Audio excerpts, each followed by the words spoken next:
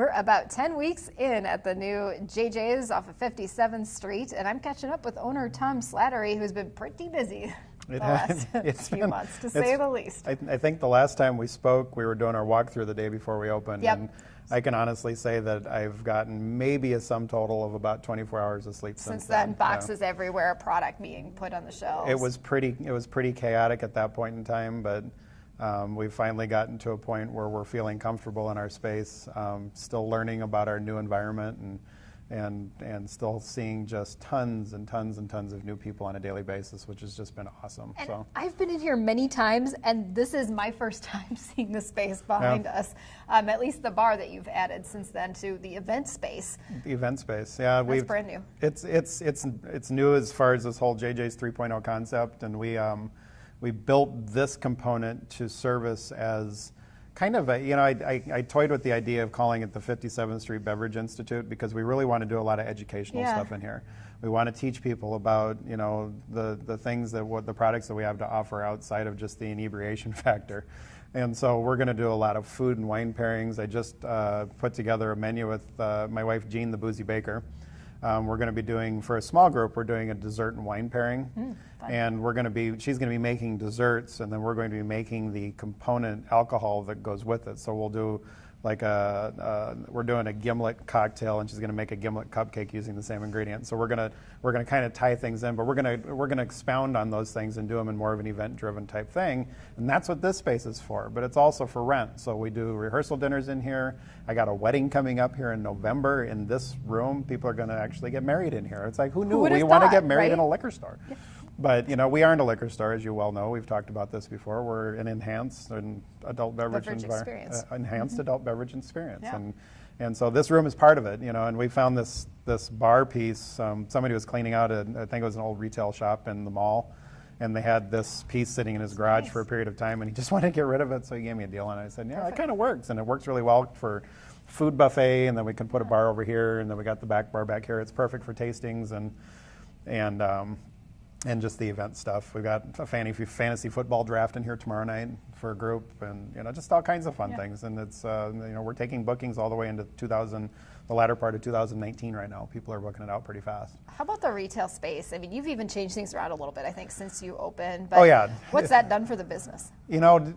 Just the added amount of space has really created a more shoppable environment from what we were in before, for one, and for what other people are doing. So we've really created something that's unique, different, interesting. And I think if there's one way to describe what we've accomplished, it's unique. And that's the one comment that anybody who comes in from out of market or even in market, that frequents, adult beverage establishments, is they really see that we've kind of gone to great lengths to really create a unique environment in this place, and having that additional space in the retail, part that was a huge part of it. Yeah, there's some unique offerings in there too. It's just fun to look around. We have a lot. We don't always say, and we said this before, we don't always say that we have the most, but we have the most of the best. So, when it comes to quality bourbon, or it comes to, a selection of high-end vodkas, or, even our gin selection is doubled in size because, we just have the space to do it.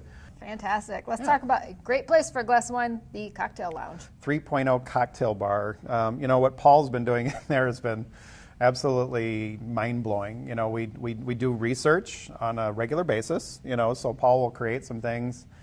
This is not hyperbole. Everything that he has put in front of me that I have tasted has been exceptional. And the flavors are balanced well.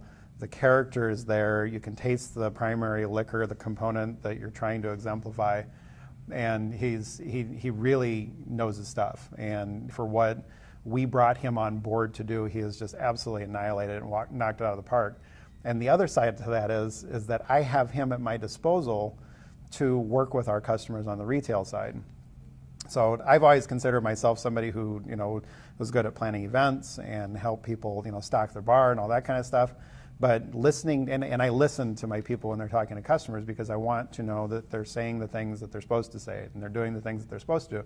I don't need to listen to Paul. I like to listen to Paul, because listening to him talk to customers and impart his wisdom into the things that they're trying to do, it's remarkable, and so I'm fortunate to have him on board, but I can't say that without, talking about the rest of my staff too, because everybody has just been, supercharged on making sure that everything has been, is top notch and clean and stocked, and everybody's learning. I mean, a lot of the people that are working for me are relatively young and are just learning more about, wine in particular, and they've picked up a lot on the bourbon culture. They're learning the cocktail culture, but they're all eager to learn, and they're all eager to learn more. We've added 14 positions over what we had just 6 months ago. Most of them full-time positions.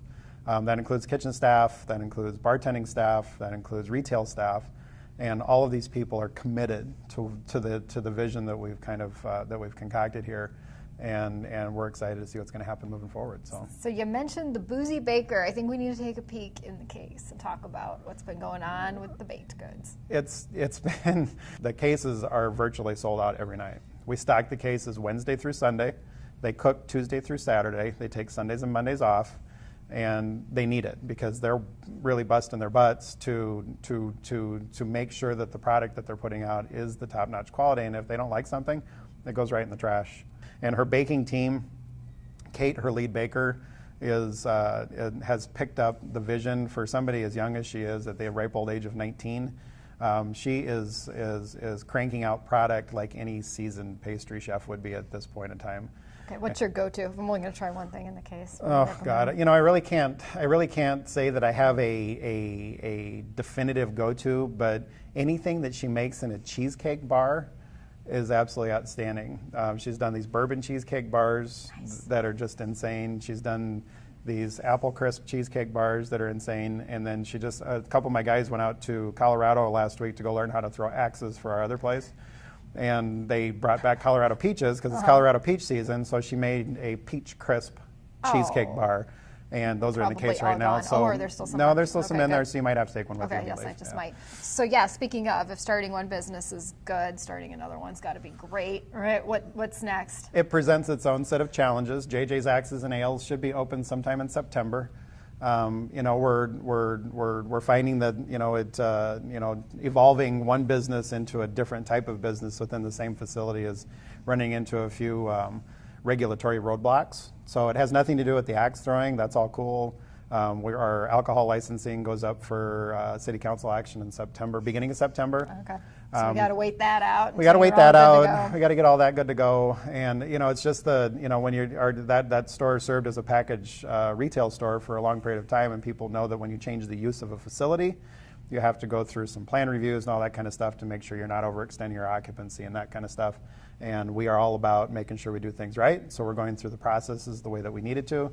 We wish we would have started sooner because we would have been able to have been open mid-September because we want to be open by the time Sanford International comes around because there's going to be a lot of people in town. So you had a lot going on. So we got a little bit going. Yeah. All right. Yeah. Well, it's fun catching up. We'll have to do the same maybe when Axes and Ales gets going. Throw a couple axes. Yeah, for sure. You can, I'll watch or something like that. So no, you're going to throw. I have done it. You have done it. You've done it more than I have because I have yet to do it. I'm waiting for my guys to teach me. Competition. That would be must-see TV. Me versus you. Yep. Done. All right, we'll do it. Right. Thanks for catching up with us. Thanks, Jody. Appreciate it. Thanks for watching. If you want to see more inside the new JJ's Wine, Spirit, and Cigars off of 57th Street, head on over to www.siouxfalls.business.